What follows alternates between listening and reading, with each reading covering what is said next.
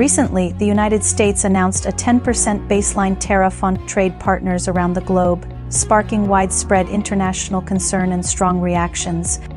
This episode of Silk Road Watch provides a comprehensive overview of global perspectives on the development. Singaporean Prime Minister Lawrence Wong stated that the U.S. move marks the end of the era of rules-based globalization and free trade. He warned that the world is entering a new phase of arbitrariness, protectionism, and risk. Wong emphasized that if other countries follow suit with unilateral policies, smaller nations like Singapore risk being sidelined. He called for deeper international cooperation to address the fallout. Australian Prime Minister Anthony Albanese has repeatedly criticized the tariff policy of the Trump administration as lacking logical justification, adding that it would mainly hurt American consumers. In a statement on April 3rd, he said, "The American people will bear the brunt of these unreasonable tariffs. They will drive up household costs and add to global economic uncertainty."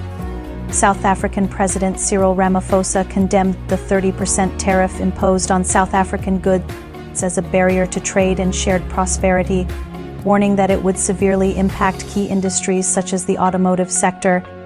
In response, the South African government plans to diversify its exports, seek exemptions from the U.S., and provide strategic investment support to affected sectors. European Commission President Ursula von der Leyen criticized the U.S. tariff policy as a major blow to the global economy, warning it would sharply increase costs for both consumers and businesses. She noted that the EU has already drafted a phased retaliation plan and stands ready to impose tariffs on U.S. goods if necessary to safeguard its interests.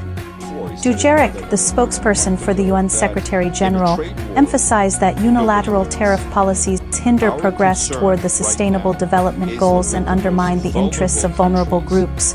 UNCTAD Secretary-General Rebecca Greenspan stated that trade should serve global growth, not fuel instability. Consumers in Pennsylvania voiced fears that tariff costs will be passed on to consumers.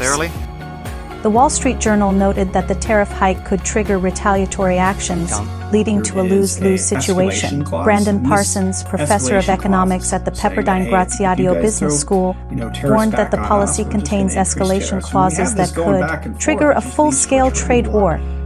As the global trade system undergoes profound disruption, responses from various countries highlight the ongoing tension between economic confrontation and multilateral cooperation.